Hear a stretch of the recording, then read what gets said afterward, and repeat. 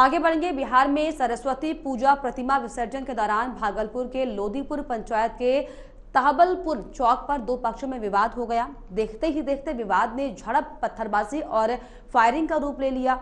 घटना के दौरान एक पक्ष के 1 दर्जन के करीब युवक घायल हो गए। इधर मौके पर पहुंची पुलिस पर भी दूसरे पक्ष के लोगों ने खदेड़ते हुए पत्थरबाजी कर दी, जिसमें 4 पुलिसकर्मी घायल हो गए। हालांकि मौके पर पहुंची पुलिस और प्रशासनिक अधिकारी ने किसी भी तरह की पुष्टि नहीं की है। मामले में जांच पूरी होने के बाद पुष्टि करने की बात कही जा रही है।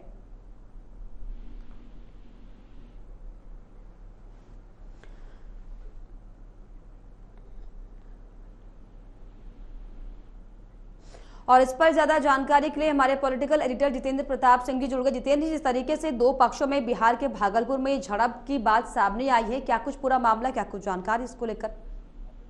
का ये पूरा मामला है। जब हिंदुओं के द्वारा सरस्वती पूजा के बाद से विसर्जन के लिए ले जाया जा रहा था, उसी दौरान कुछ इस्लामिक कट्टरपंथियों द्वारा उसके ऊपर पत्थरबाजी की गई और उस पत्थरबाजी में कम से कम 1 दर्जन से ज़्यादा जो हिंदू जो कार्यकर्ता थे सरस्वती पूजा में जो शामिल थे वो घायल हुए हैं और इसके अलावा कुछ को गंभीर चोटें भी आई है।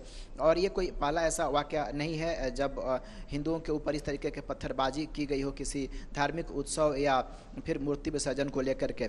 कल एक और भी घटना जो है सामने आई थी बिहार के दरभंगा से, जहाँ पर इस तरीके के वाकया देखने को मिला था, जहाँ पर कसाई इलाके से होकर के जब सरस्वती पूजा विसर्जन का जो पूरा जो शोभा यात्रा था वो गुजर रहा था, उसी दौरान कुछ इस्लामिक कट्टरपंथी द्वारा उसको भी निशाना बनाए थे और उसमें भी काफ़ी लोग घायल हुए थे। और बार बार ऐसा देखा जाता है कि देश भर के अंदर जब भी कोई हिंदू उत्सव होता है या इस तरीके कोई भी दुर्गा पूजा विसर्जन हो या सरस्वती पूजा विसर्जन हो या गणेश पूजा का विसर्जन हो, आए दिन जो है कट्टरपंथियों द्वारा इस तरीके के हिंदू उत्सवों को निशाना मारा जाता है और उसके ऊपर पत्थरबाजी की जाती है। इस तरीके का मामला ये भी जो है जुड़ा हुआ है, जिसमें सीधे तौर पर जो हिंदुओं को यहाँ पर निशाना बनाया गया। बिल्कुल। ऐसे में सवाल जितेंद्र जी भी खड़ा होता है कि आखिर कौन कट्टरपंथी जो बार बार इस तरह के जो है नापाक हरकतें करते हैं और क्यों नहीं इनके ऊपर सख्त कार्रवाई की जाती है? क्योंकि अक्सर जिस तरीके से आप ये जिक्र कर रहे हैं, चाहे वो हिंदू शोभा यात्रा हो, चाहे जिस तरीके से कार्यक्रम था मूर्ति विसर्जन का, इस तरह के कार्यक्रमों में रंग में भंग डालने का जो काम किया जा रहा है,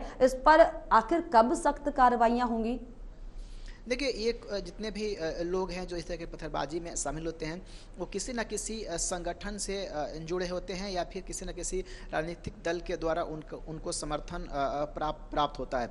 खासकर बिहार के अंदर में पिछले कुछ वर्षों में लगातार पीएफआई के नेटवर्क है वो उसमें बढ़ोतरी देखा गया है और कई सारे पीएफआई के मॉड्यूल जो हैं वो बिहार के अंदर में जो है वो एक्सपोज हुआ है और उनसे कुछ लोगों की गिरफ्तारियाँ भी की गई है। इसके अलावा देश में और भी कई सारे ऐसे उन्मादी कट्टरपंथी संगठन हैं जो इन युवाओं को मोटिवेट करते हैं इस तरीके के गतिविधियों को अंजाम देने के लिए और उनको कुछ फंडिंग भी किया जाता है ताकि इस तरीके के सांप्रदायिक माहौल पैदा किया जा सके। और फिर उसके पीछे कुछ ऐसे राजनीतिक संगठन होते हैं जो ये पूरा घटनाक्रम होने के बाद से अपनी राजनीतिक रोटियां सेकते हैं और यही कारण है कि बिहार में भी इस तरीके की घटना को अंजाम दिया गया है, क्योंकि बिहार में अभी सियासी पारा जो है गर्म है, सत्ता बदली है, तो किसी प्रकार से सरकार को भी इस पूरे मसले में जो है लाया जाए और उसको कटघरे में खड़ा किया जाए। इसका भी एक राजनीतिक कारण हो सकता है, लेकिन फिलहाल जो पुलिस इस पूरे मामले की जांच पड़ताल कर रही है और कट्टरपंथियों की गिरफ्तारी की जो है वो बात कर रही है। चलिए, फिलहाल जो इस पूरे मामले की जांच हो रही है। बहुत शुक्रिया आपका जितेंद्र जी, तमाम जानकारियों के लिए, तमाम बातचीत